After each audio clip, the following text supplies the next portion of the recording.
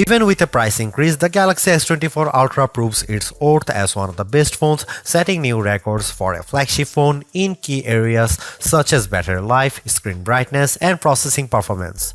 Add to that the slew of helpful Galaxy AI features packaged with the phone, and it's a powerhouse that will actually save you on time.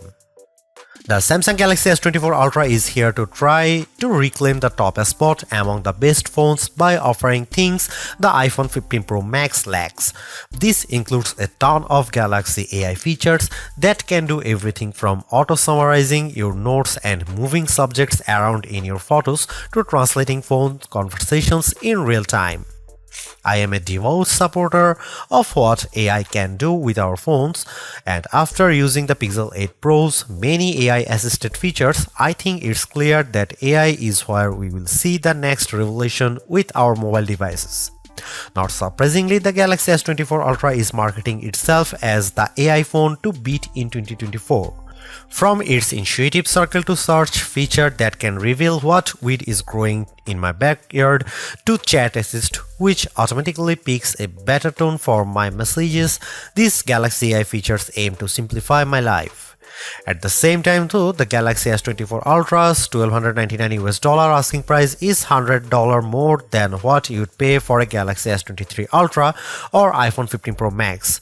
This also comes with the most controversial change to Samsung phone, teaching the 10x optical camera of its predecessor with a less powerful but sharper 50MP 5x telephoto lens. Usually I expect longer telephoto ranges with successive devices, so Galaxy AI will need to prove that software can make up for the apparent lack of major hardware upgrades.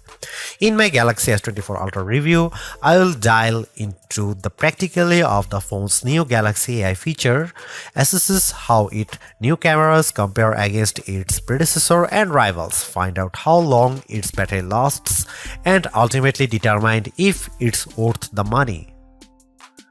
Pre-orders for the Samsung Galaxy S24 Ultra are available right now with its general release date set for January 31. The $1,299 starting cost of the phone comes with 256GB of storage, while upgrading to the 512GB or 1TB models will cost $1,419 and $1,659 respectively. They're certainly not cheap, though it's not the most Samsung has ever charged for a non-folding phone. Remember, the Galaxy S20 Ultra launched at whopping $1,399 4 years ago. Still, that's probably little comfort to someone in the year, and now trying to justify paying $100 more for the Galaxy S24 Ultra over the iPhone 15 Pro Max. Samsung Galaxy S24 pre-order deals take some of the sting out of the Ultra's price, with Samsung offering an upgrade to the next tier of storages at no extra cost. You can also get credit from the Samsung by trading in your current device for a lower price on the S24 Ultra. Look quick and you might not notice the design changes Samsung made to the Galaxy S24 Ultra. Most notably, the new model ditches its predecessor's armor aluminum frame for titanium one, which bolsters durability and in this case leads to a lighter package as well. On paper, the Galaxy S24 Ultra's 8.22 ounce weight doesn't seem like a tremendous difference over the S23 Ultra's 8.25 ounce weight, but the phone just feels less dense this time. Another change pertains to the end of an era for the series, its curved screen. I am on the fence about this change because the curved screen of past Ultras gave the phone this sleek looking aesthetic. Instead, the S24 Ultra adopts a flat display that hugs the edge of the titanium frame. Samsung's reasoning for this change pertains to the S Pen. The flatter panel makes it less likely for the stylus to fall over the edge. But then again, I end up using a case with my older curvier Galaxy S Ultra that prevents this such thing from happening. The last and subtle change involves 42% slimmer bezels according to Samsung's math.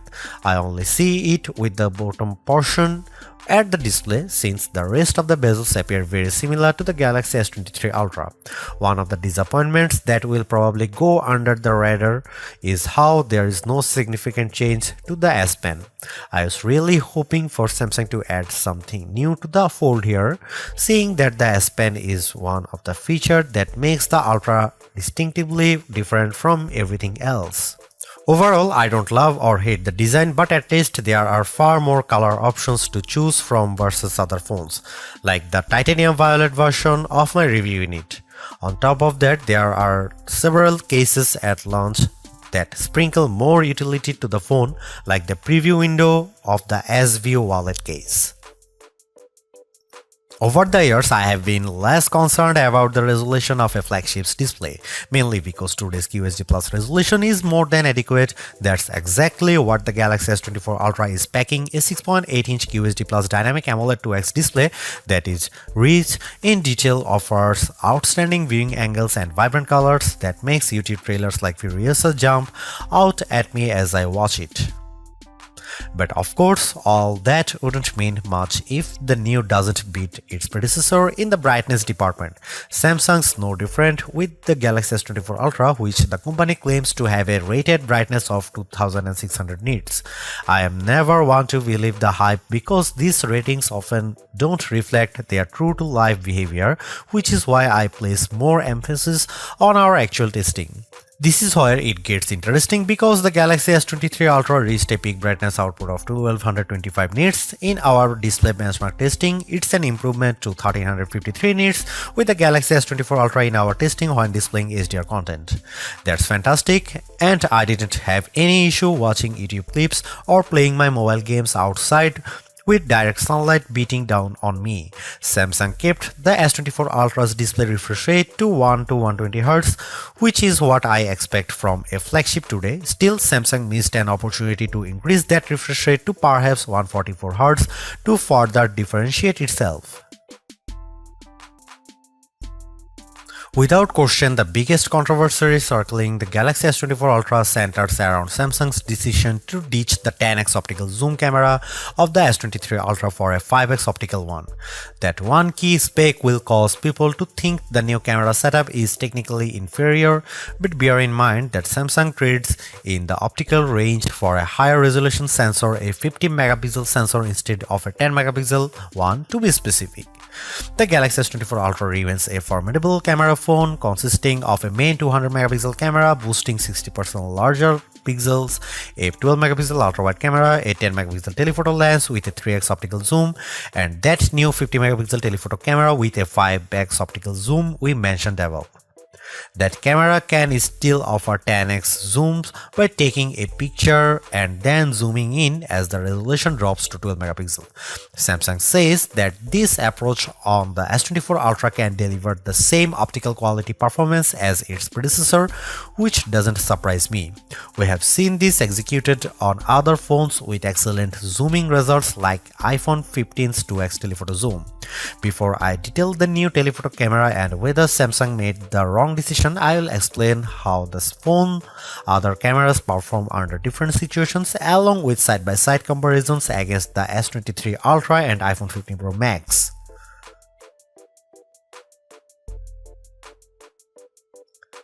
Starting with the main camera, I can't see much change over the S23 Ultra. Details are plentiful, colors are vivid, and the S24 Ultra's HDR performance does nicely to even out the highlights and shadows. I'm perfectly fine with these results, but in the back of my mind I was hoping for a wider separation from last year's model. Compared to the iPhone 15 Pro Max, it comes down to personal preference. In the shot of the outside auto forum, the iPhone's HDR performance is at peak display when I look how the wooden panels of the front doors pop up out more. The S24 Ultra also appears to have a colder color temperature as well. Here are some camera samples and you can see it.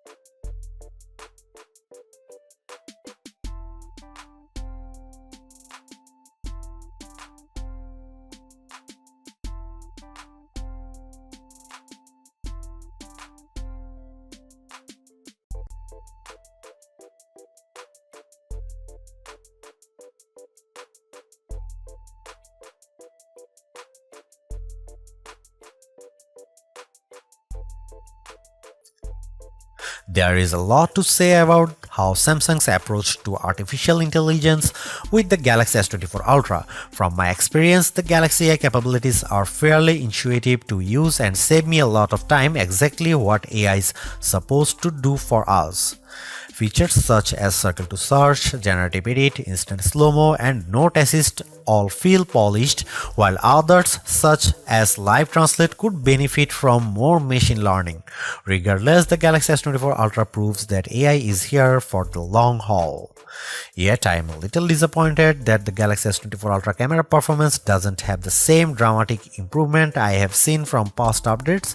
Samsung's choice to drop the 10x optical camera for a 5x one is the most glaring and controversial change, a downgrade I hope doesn't happen ever again. But despite this, the S24 Ultra has marked improvements to its processing power and battery life, two key areas I look at with any phone. The Galaxy S24 Ultra is not just a better, it sets the benchmark for all other phone releases in 2024.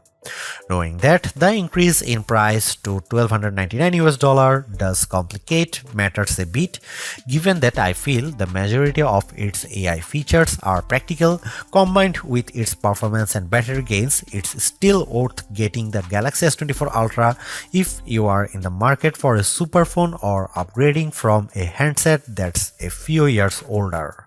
Thanks for watching, see you in the next one.